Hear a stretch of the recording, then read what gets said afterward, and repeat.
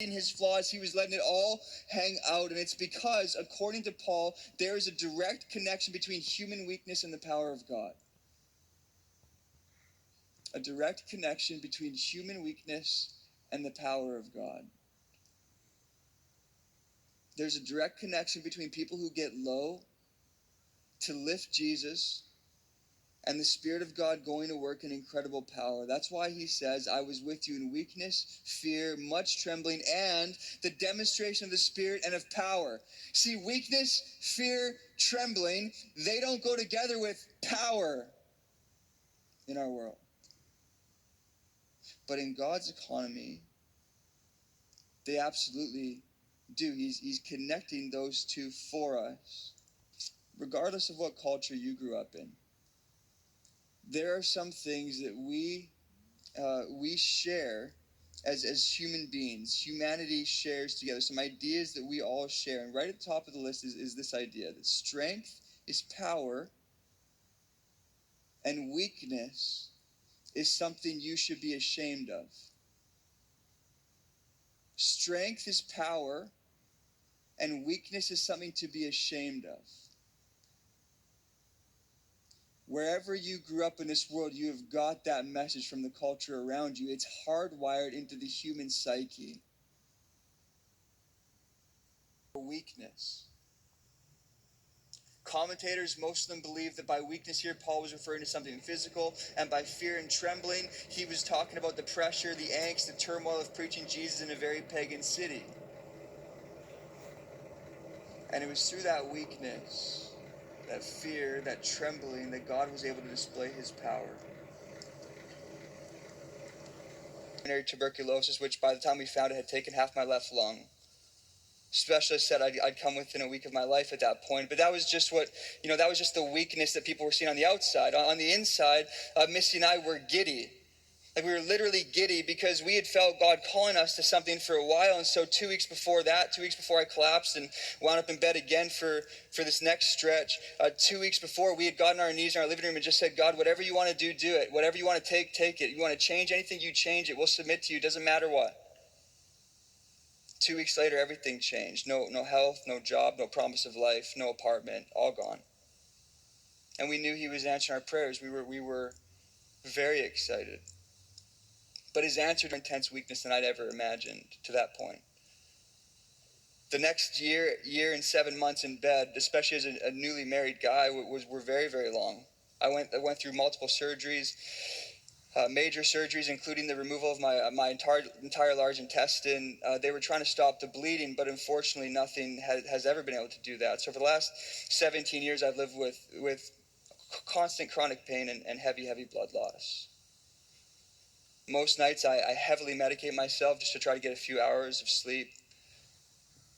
I go in for infusions of blood or iron or drugs every few weeks. So I'm always in the hospital, feels like. But my levels are always way lower than they should be for a healthy male. So I just sort of live with this constant feeling that I'm being emptied physically. And then the realization that time is up any minute. I've been close. I'm more than a few times. I'm heartsick for home.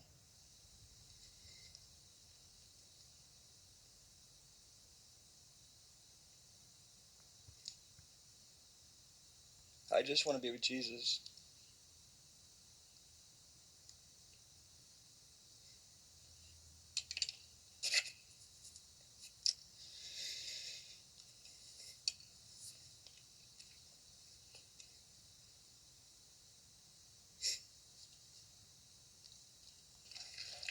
Amazing thing I found. The chronic pain, the weakness have not only never gotten in the way of God's call, ever. They're actually the very things that have positioned my ear to hear, my heart to respond. It's the only way. It's the only way. I have no plan. Missy and I have never had any plan. No 1-year plan, 2-year plan, 5-year plan, 10-year plan, no plan. And here's what I've learned about me.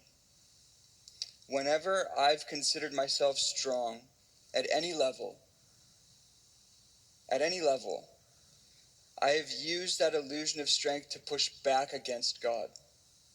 Every time. Without fail. Period. Even when I think I'm doing it in his name.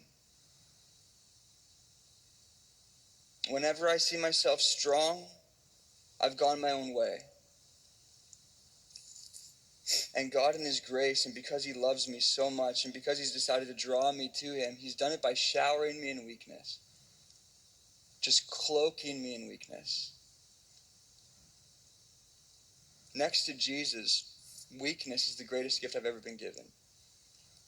And don't get me wrong, we pray for healing. We would love healing. That'd be so great, but weakness has been God's tool to work in power, his power in me, and I'm so thankful for it, because when I'm weak, he can use me. When I'm weak, I lay down and let him shape me. When I'm weak, when I'm confronted with my own pain and my own insufficiency, which is by his design, basically every moment of every day, I'm his. I have no one else. There is literally nothing else. And he's all I've ever wanted. That's why I love the line of that hymn. Have you not seen how your desires have been? Thank you, brother. Have you not seen how your desires have been granted in what he ordaineth? I love that line. It's why I can join Paul when he says this in 2 Corinthians 12:9. He doubles down on this idea of weakness. He says, therefore I will boast all the more gladly in my weaknesses, so that the power of Christ may rest upon me for the sake of Christ. Then I'm content with weaknesses, insults, hardships, persecutions, and calamities, for when I am weak, then I am strong. So what is it for you? What is the weakness that you're pushing against? What is the thorn in your flesh that you would just want so badly to be removed because it's weak and you're trying to be strong?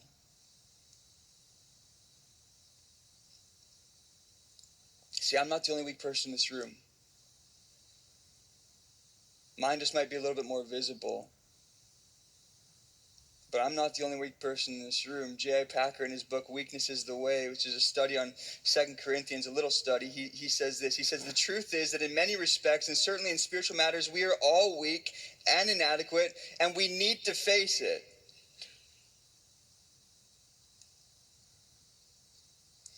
Any strength, wisdom, insight, nobility, independence, wealth, status that you claim as your own is either an illusion or it's a gift of God.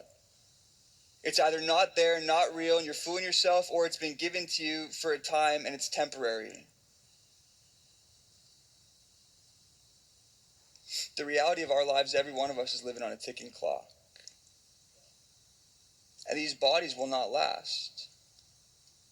I might go before you, but your body won't last either. We're very, very weak people, aren't we?